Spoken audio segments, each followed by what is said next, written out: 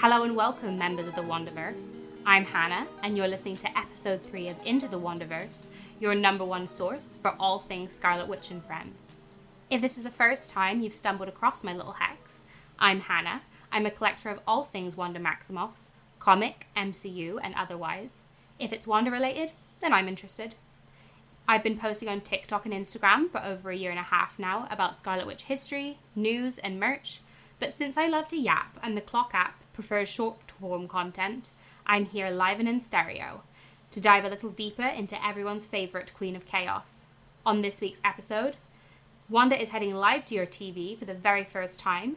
She will be moving stiffly in highly limited animation in stories that you've definitely seen before. I think I'd better start this week with an apology, since it's been 2 weeks since you last heard from me. Unfortunately, I was taken down by a case of being chronically weak. Apparently, when you're immunocompromised, you can't bounce back from tonsillitis the way you once could. I miss my youth. I promised to make this week's episode extra fun to make up for the gap, and learn how to record my own audio so that I can stand on my own 2 feet. For me, this episode is extra exciting because I have my very first ever guest. Yay! Though you already kind of know him, he's my producer Nick, aka my best friend's boyfriend, and he's going to be a contributor on this week's episode. Hello, everybody. Yay, it's producer Nick. As an expert on all things film, he's going to give Wanda's first TV appearance a watch with me after I go through a little bit of backstory with you. I'm very, very pleased to have him on the episode, and I hope you're all going to give him a very wonderful welcome. We're going to watch the episodes, have a chat about our thoughts. Nick has literally never seen this show before, so it'll be a brand new experience for him. I know he's thrilled. But before we get into all that, it's time to do our Wanda Song of the Week. And I'm excited to say we have our very first suggestion from the lovely Maxine Maximoff over on Instagram, aka the wonderful Larry. I really hope I pronounced that right. I've been training for weeks. I beyond recommend you go and check out her gorgeous artwork, and not just because she sometimes draws me, even though, yes, I am that vain. This week, I'm choosing Doin' Time by Lana Del Rey, because we all know that during the 60s, separating those boys on the Avengers team was like doing time. Once we get to 10 songs, I'll make the playlist available on my Spotify. So keep sending in your song requests, and if you like, include a short description of why you think it's a good Wanda song, and if I choose your song, then I'll shout you out. It's been a very slow news week this past few weeks, though there has been the exciting announcement that we won't have to wait till D23 to hear more about Agatha, so hopefully it might mean that a trailer is on its way. New photos were featured inside Empire magazine this week, and it's more than likely that the entire cast will show up to Comic-Con this year. Since we're only 3 months away from the series now, it would make sense if they drop something soon, especially since it's not like there's a lot of other MCU projects coming out this year. Marvel have announced they'll have a presence at H Hall this year at Comic-Con at the end of July, so there's a chance we'll see some major announcements there. We're also only about 50 days out from D23 now, which means we'll get the most important fan updates of the year. For those of you who don't know what D23 is, it's basically Disney Comic-Con. It's where Disney announces most of their projects now, shows sneak peeks, and gives out exclusive merch. It's where we can expect to hear a lot about Marvel's upcoming projects, and likely where we'll see the launch of the most material around the Agatha show. This year it runs from August 9th to the 11th, so I'll be glued to Twitter during that time, praying that we finally get an announcement of the Scarlet Witch solo movie. Is it a delusional help? Possibly. Is this an advert for D23? Certainly not. We'll just have to see what happens. It's more likely we'll get a confirmation of Vision Quest, a release date for Wonder Man, and perhaps a Young Avengers movie announcement, if it's not the case that it's been scrapped already like the rumours are saying. All these shows are the most likely place where Wanda could appear, even if she isn't the star of the show. That's really all the news we have for this week, so instead I'm going to use this time to have a bit of a moan about the lack of news in the Marvel Legends department, and for merchandise in general, to be honest. There was another drop of Marvel Legends recently, and once again we got nothing for the 60th anniversary of the twins. I was so hopeful at the beginning of the year that we were going to see an entire range released to celebrate Wanda's 60th birthday, the same way we seem to celebrate every male character's anniversary.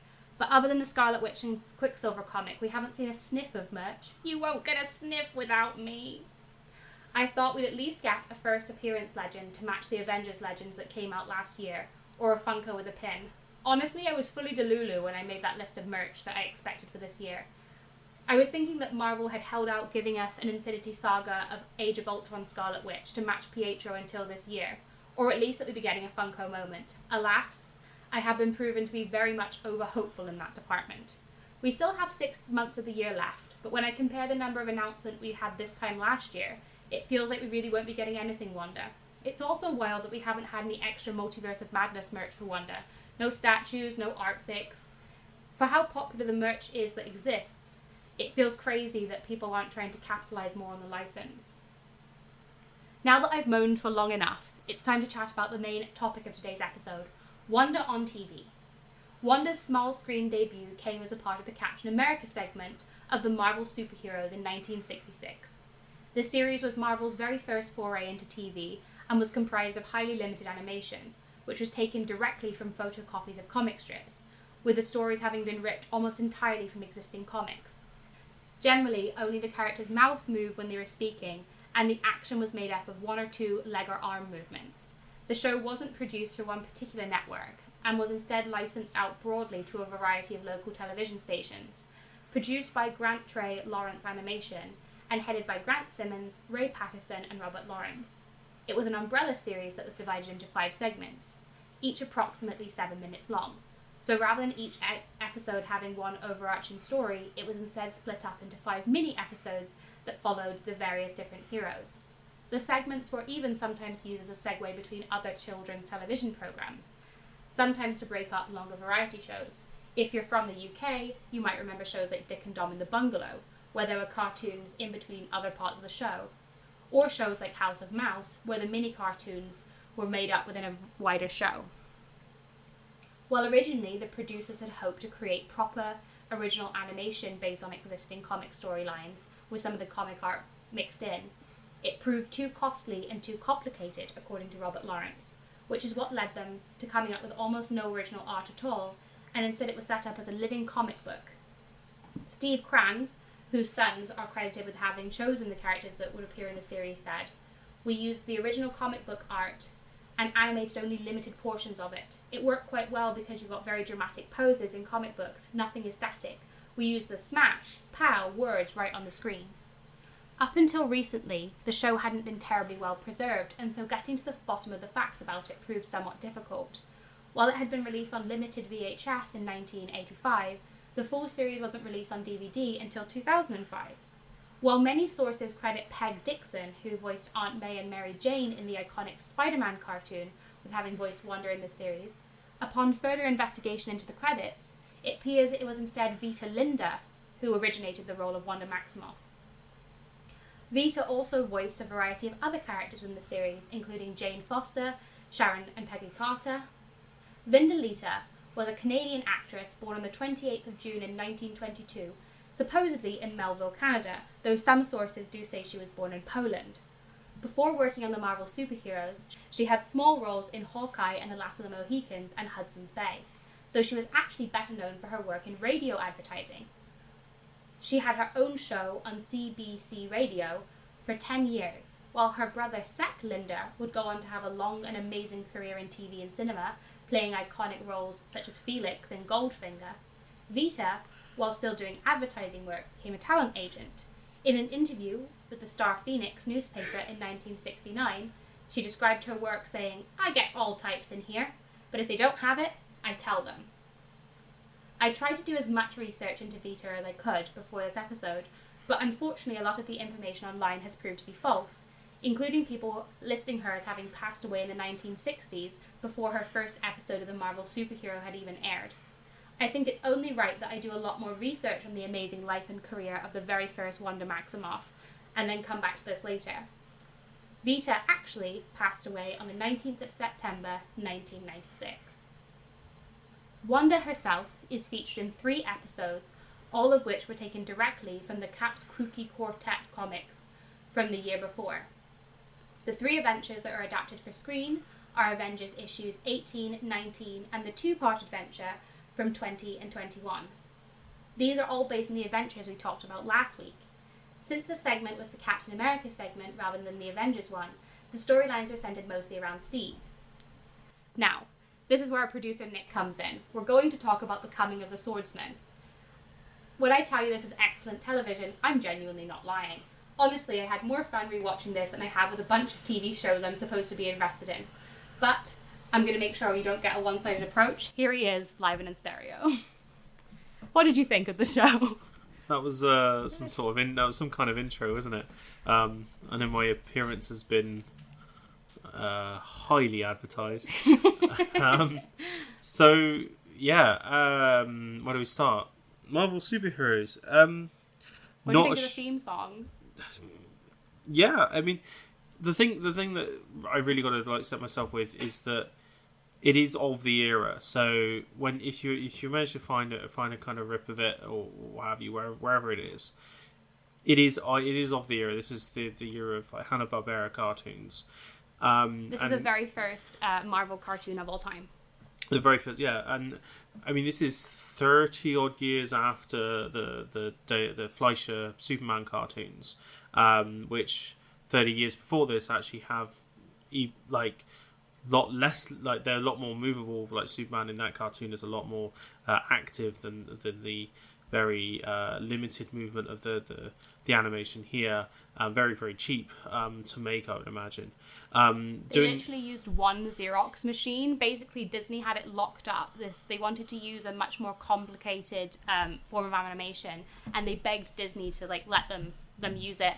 And Disney said no, so they literally just photocopied panels and then animated it from there. And like Stan Lee, while he gave permission to use the thing, and he did, there's an amazing advertisement for this, which was obviously for a board meeting or something, where Stan Lee sits down and does the first intro to the first ever Captain America episode. He looks so young. It's weird for me to see him without the mustache. I don't think I've ever seen him. No mustache. No mustache, Stan Lee.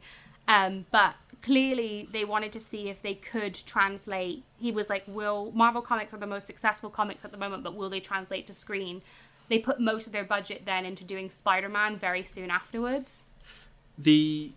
So the thing with the thing that I kind of wanted to go over a little bit is what was quite interesting is that this aired just after the first season of the Adam West Batman series.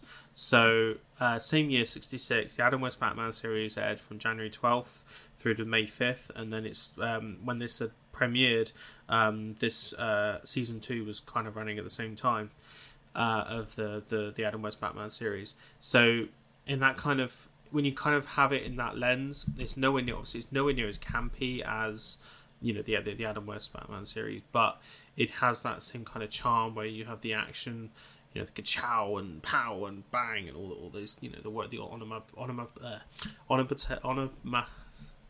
onomatopoeia. Yeah, I can never say that word.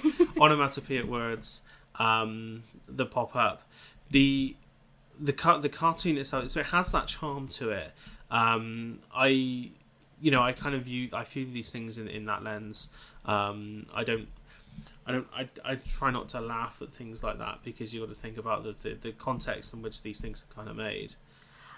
What's funny to me is not obviously there's like it's obviously like the Mandarin, the episode that we just watched, is very outdated and racist, and like all Fu Manchu, he was referred to at one point. All the episodes, like, they have a lot of this very anti-communist sentiment. There's a whole episode where they go and save the people from the commissar, which we talked about last week in the terms of the comics. But what I do think is how forward-thinking Wanda kind of is in her representation within the cartoon. Like, she takes a very active role in the action, and she says, it's a woman's prerogative to have the last word. My favorite quote, let me just get it in full, is when she says, "You'll never be an Avenger. You lack honor. The last word is a woman's prerogative." I just think she comes up with some absolute bangers in terms of it being the 60s and her having just as much of an active role within the action as the boys. Yeah, absolutely. It's interesting kind of looking at her through that lens. Obviously, this is a Scarlet Witch podcast, so, trying to view this episode, focusing on her. The context, I mean, I think is really, really worth thinking about. The 60s was this time of political change. It was post-war had come and gone, and we had the swinging 60s in the UK at that time, and in America it was, the hippie culture was very much in full swing. So there was, a lot of ideas were floating around in terms of what actual woman's role was. This was the age where the 50s housewife was, no longer were you a Stepford wife, and you were, women were much more active. It was so seeing her in that context is really good, really kind of good to see. She's not relegated to kind of like the B storyline. I think we've had a conversation about like where the fact that in the Avengers you could never have more than two women on the Avengers. At that point it was like either her or Janet. Yeah, and it is interesting that obviously when Janet comes back, Wanda gets relegated back off the team again for a short while. But I think that she's the only... I don't think the Wasp actually features in the other Avengers episode. There is a different Avengers episode. Because it's split up into... I didn't say this already. This was the Captain America segment. There was an Iron Man segment, a Namor segment, and a Hulk segment. So the Avengers-based episodes are all either Iron Man stories... Oh, there's a Thor segment as well. Or Captain America stories. So this episode sees Cap kind of wanting to leave the Avengers. And that's kind of his arc throughout all of the episodes Wanda features in, is that the Avengers are scrapping. Wanda's like, this isn't you. And then, but taking an active role, she's not just like, oh dear, what shall I do? The boys are fighting. She's very much like, everybody be quiet. Like, everybody listen to Cap. It's interesting seeing our power set at this time, because full disclosure, my knowledge of Wanda pretty much stems from, I think I read House of M like when it came out, and have subsequently kind of forgotten pretty much most of it, apart from the iconic line "No More Mutants." And then after that, it was like my next exposure to her was the post-credit sequence in Winter Soldier. Winter was it? Soldier, It was yeah. Winter Soldier. Was the last time the first time I had kind of been exposed to her as a character, and I know how it works. I'm Hannah will probably I don't know if she said this already, but I'm a very, very big kind of Spider-Man nerd, so I understand that comic book characters, their power sets, they shift on a regular basis, week in, week out. It's never the same thing. So I'm fully aware of the fact that there's no comic canon to what Wanda's power set is. So in the MCU, it's fully kind of well established that, and it's pretty much as fact, I think, pretty much that she's the most powerful being in the MCU at this current period of time. So this is in before July 2024. This is before she ever learns magic. This is her kind of this is when she had her probability changing hex power. So she just kind of, they obviously in the 60s they didn't define anybody's powers really. They would be like, it's kind of situational what they need. So here she can just kind of point her finger and some vague disaster or bad luck should befall but sometimes she can target it, sometimes she can't. It feels very kind of on and off. There was a moment in the episode where she uses her hex powers to remove some rivets from a girder, and it was like she was almost very much surprised herself that they would work. So like her power set is sketchy at best, I think, in terms of like whether it's going to work or not. Because in 2 years we've come a long way though, because when we first are introduced with her, she is too afraid to just point her finger because disaster is sure to occur. So at this point she's like, my infallible hex power. She's come a long way from 1964 to 1966, and these issues are all from 1965 obviously, so they kind of, I feel like they were working out her powers as they came along. In one of the later episodes, Enchantress is the villain, and you can kind of see that they've shifted some of what they were kind of originally doing with Wanda towards Enchantress, which makes sense on why Wanda originally appeared in a green outfit, because they were clearly kind of still trying to make the distinction between Enchantress and Wanda. But it was the 60s, and it kind of did depend who was writing as opposed to like what was going on, which is still the case now, but I think that people are more nerdy now.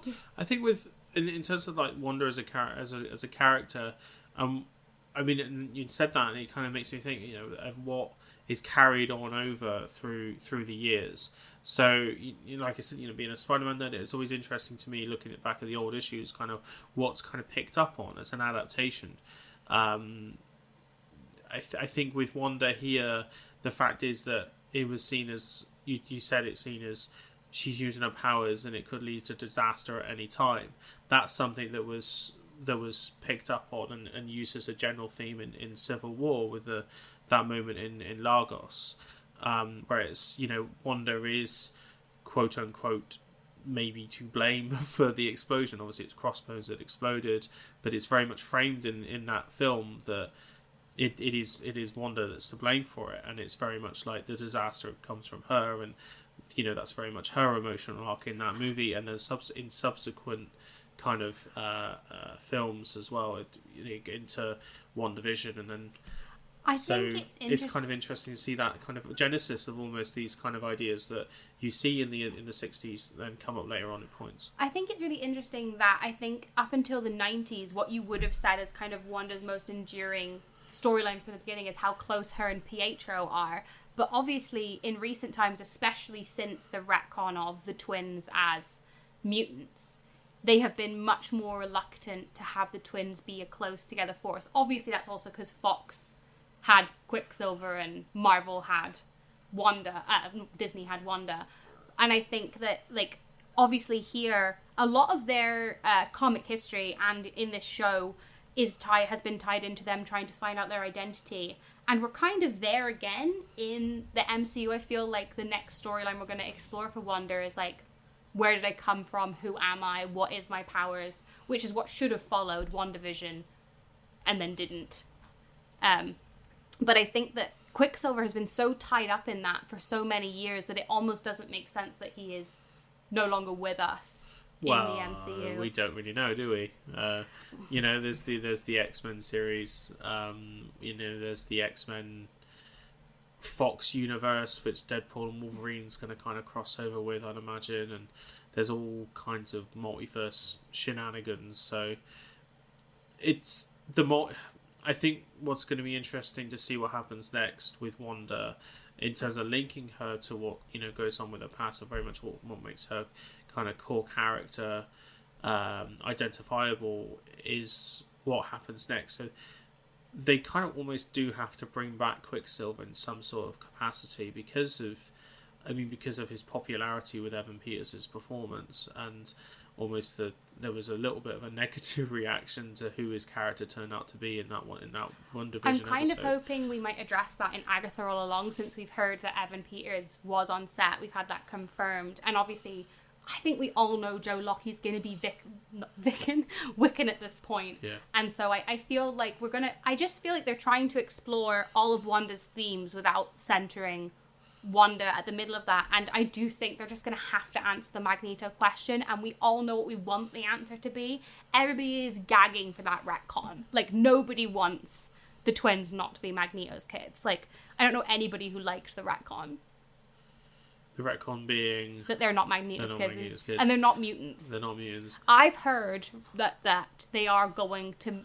I have a book at home that was published recently that says we don't know the source of the twins' abilities, which is a complete retcon for them having come from the sphere, and thus I think that they are setting it up for them to have been mutants this whole time. And Quicksilver recently got called a mutant slur in the comics, so it feels like we're trying to move back towards... Because no more mutants doesn't make sense without the twins being mutants. Yeah. So you're saying that the sphere itself is that's the comic book origin? No, you mean the Tesseract, the Loki's Mind Stone. Yeah. So in the comics, their origin is that at the moment, the High Evolutionary experimented on them as babies, but that Wanda already had latent witch abilities, and that the Scarlet Witch is apparently an inherited title, which is a silly thing to say. But yeah, that's where we're at the moment. But then Quicksilver got himself exposed to Terrigen crystals. They went down the Inhumans route for a while because that was how they were going to introduce. Yeah, when the Inhumans were. Remember when Kevin Feige was so excited to introduce the Inhumans to everybody that it ended up being an ABC limited series of 3 episodes. Oh my gosh! Remember that really exciting event. In terms of the comic book, retconning of origins and stuff, Spider-Man so many times, his origin story has changed so many times, and it's just like, not say the origin story, but like you hit the key points, you hit the canon points, which is gets bitten by spider, Uncle Ben gets shot, as Across the Spider-Verse kind of makes known, is that Gwen Stacy dies. And each different Spider-Man has their own version of Uncle Ben. Mary Jane says, "Hey there, Tiger." Hey there, Tiger. And it's always that kind of, it have to hit the key points, and Wanda very much has to have those key points as well. It's the magic, it's the relationship with Pietro. Well, it's that thing. In the comics, one of the key points is her learning magic from Agatha, and introducing Agatha as a villain into the MCU means that we haven't had that key. Like, Agatha's supposed to be old, for a starter. I love Catherine Hahn, but not... Who doesn't love Catherine Hahn? I love Catherine Hahn, but she's supposed to have been, Reed... What's the kid Richards called? The child? Reed Richards' kid?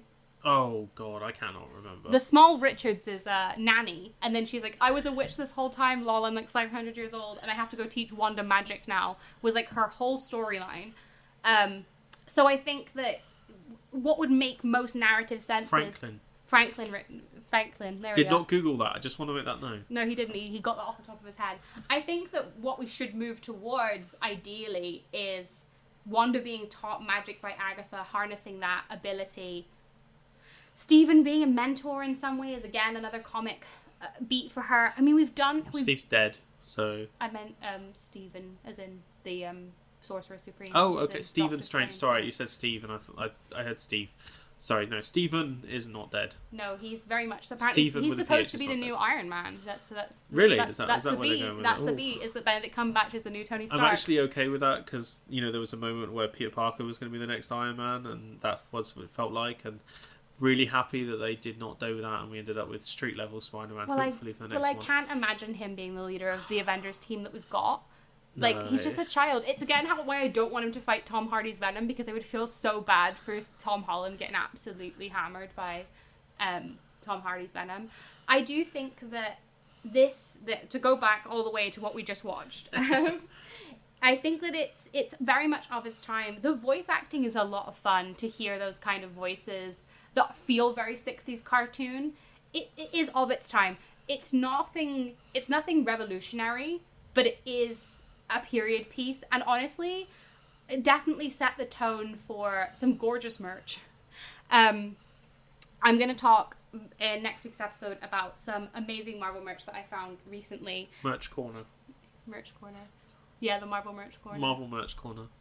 I just think that I love watching it. There was actually supposed to be live action segments kind of based off the Adam West stuff, but the only bit that still exists is a very short clip of the Captain America live action segment. They seem to be more sort of a trailer. They were sort of testing whether that would play well, and it turned out that animation played a lot better for Marvel Comics than live action, mostly because Marvel Comics had a lot more fantastical characters than Batman. Like, obviously Superman flew, but in terms of like the Fantastic Four and Spider-Man, they didn't as much have the VFX. I mean, they had George Reeve flew in the 30s, and they were able to do that pretty effectively. But the thing is, like you said, with Superman and with Batman, they're quite grounded, and it wasn't until the 70s which you had Linda Carter as Wonder Woman, and obviously that was kind of leading into the more advances in technology and what they were able to do. You're leading with, and ended up with Christopher Reeve as Superman, and the more kind of fantastical elements of Superman really coming into the fore. I think with Marvel, it is that case of, like, this is the era of the 60s. This is kind of Jack Kirby almost coming into his element here at this point. So we're starting to get a lot more Stranger stuff. Not so much as what we end up seeing in the 70s, but, like, it does make sense that they scale back, being like, we can't do the fantastical elements. You can't have a live action Wonder at this point, and a live action Quicksilver, Mr. Fantastic as well, because the Fantastic Four are the first family of Marvel. I think in this era, it's easy to forget that the Avengers are very much B-listers. Yeah. They're brand new as well. They only came out 3 years ago when this airs. So Spider-Man, Fantastic Four, and the Hulk are the big hitters. Spider-Man was 65, I think. Yeah, so this is only a year after Spider-Man. It's true, but he's already, according to the comics that I've got, like huge. A bestseller. But the Hulk, and I mean, Thor was having his moment at this point. Thor and Loki were everywhere, but and also Captain America. This is very much. I think this is from what they call like the Golden Age of comics finishes about 56. Yeah, this is the Silver Age. This is now the Silver Age of comics. So we are very much getting into the swing of what we know to be the origins of what we know as the Marvel universe, and what we know as the DC universe is very much formed at this point, even though some of the characters have been around for a long period of time. This is why Namor had his own series, because he'd been around since the 30s with the first version of the Human Torch. So it kind of makes sense that they're very much like, well, we're using the Avengers to kind of get going, and with a new show, isn't it? Like, it's a new show, and it's the characters were chosen by 6-year-old boys who said who their favorites were. That's how Namor got a spot, because the X-Men were already starting to take off. They obviously weren't in their heyday, which is obviously the Chris Claremont period, but the X-Men were already very popular. But they debuted into same year as Wanda, 1964. It's funny how that kind of comes around, really, because I don't know if you know the story. I don't know, some of our listeners may know the story. I don't know if you do, but it's the story is that how Marvel chose Iron Man to be, or how Marvel Studios chose Iron Man to be the first film, was because they had a testing audience of children, and testing audience of children, and basically gave them toys and was like, which ones do you want to see be the movie? And the one that had the overwhelming response was Iron Man, and that's how we ended up with Iron Man being the first MCU film, or the first Marvel Studios distributed by Paramount. And it's kind of funny how that's how it worked back then, and how to not trigger you or anything, how Marvel is not doing that nowadays, by keeping in mind what kids want, especially younger audiences and well, I girls keep saying, and stuff. So, I really, really think that Marvel do need to remember that children should be their audience first. As much as me and you have the buying power to go out and, yes, we buy the collector's merch, but, once the audience start to have children of their own, you have to start appealing to those kids again. And I just do think that we need to get back to cartoons like that. Like, I had a good time as an adult. Obviously, kids today would not be interested in what we just watched. They won't have the patience for something like that. When the source is just like... they will not have the patience for it. Like, I'd imagine like a lot of the younger, so like 3 or 4, would be kind of like into that as kind of like a starter kind of cartoon before you get into the Avengers series of like the mid-2000s. Am I right in saying that? Yeah, before you get to like 6 and 7, you start getting to that kind of cartoon. Well, yeah, Avengers Assemble. That's the thing. The only Avengers cartoon that's like for children currently being produced is Spidey and Friends, which is a very much little kid show, but it centers Spider-Man, which is great, and they do have kind of Avengers characters coming in and out, but I do think that it's about time for a new Avengers animated show featuring these characters that they want people to invest in, especially characters like the young Avengers, like Miss Marvel, because she plays so well. The kids at my library, they ask about Miss Marvel quite a lot, but they're too young to watch the live action TV show or to see the Marvels. Yeah. But they borrow the little Kamala Khan, kids books, and the kids do borrow the superhero books, but that are age appropriate. If they want to get kids into reading comics again, they need to start making comics for children again. As much as I love the comics that we're getting now, they are not kid appropriate. No, I mean, Kamala Khan dies recently. Very recently she died, so can't have kids who are very much fond of this new character, or they're fond of this character, there's their new favourite character, and then all of a sudden be presented with their death. I don't think it's a particularly good look. I think yeah, the good thing is kind of, I'm trying really hard to like get it back to, I think both of us are trying to get back to about the episode that we've been talking about, but I think it's very much like what this episode I think nowadays means. So like, context back then in the 60s, just like this is what it was, and where it stands now is I think it could be a good introduction point to children into the Marvel world, as it were. And I think it's almost like a quaintness to it. Quaint is kind of like almost like a negative word, I think, to use with this. Negative connotation with it. I think it's more the fact that it's a lot more gentler, and it's a lot easier to kind of digest. These episodes are only like 17. The one we just watched was 17 minutes long. Well, it was actually that would have aired in 3 parts. Yeah. And what was exciting is back in the day they used to air one a night, so you knew which day your superhero was on. So if you're a Namor fan, I think Namor was Fridays, so you'd tune on a Friday, and obviously it was broadcast just all over the place. That's kind of why they had to make them cheaper, because they weren't making them for a network. They were making them and just kind of selling them, shelling them wherever they could. And they still sometimes air bits of them as, like, they dubbed over them for Disney at one point with, like, funny lines instead.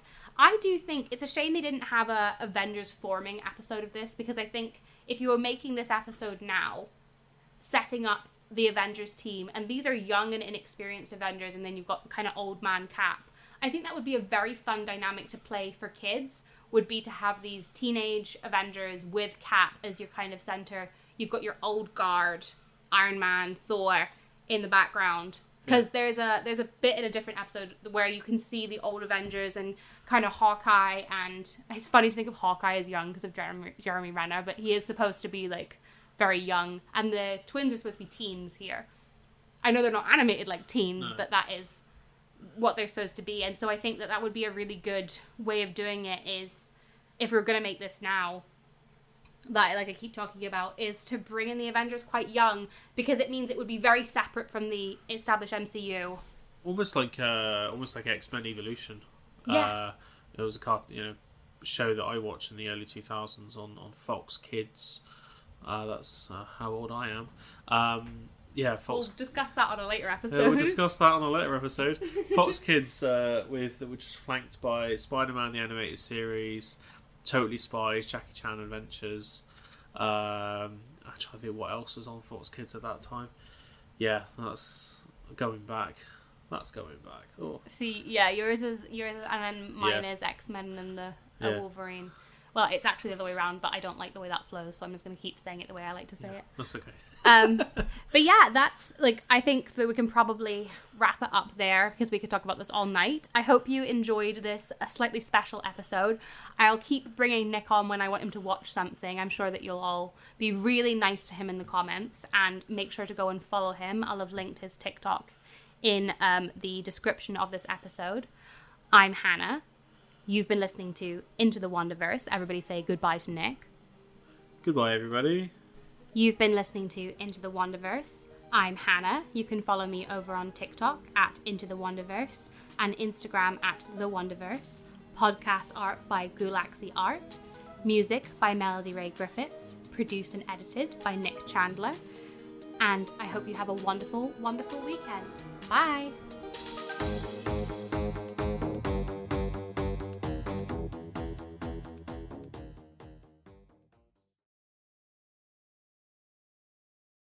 And the action was made up of 1 or 2 egg alarm. I love egg and alarms. Just going to take it from the beginning of that sentence. Yeah.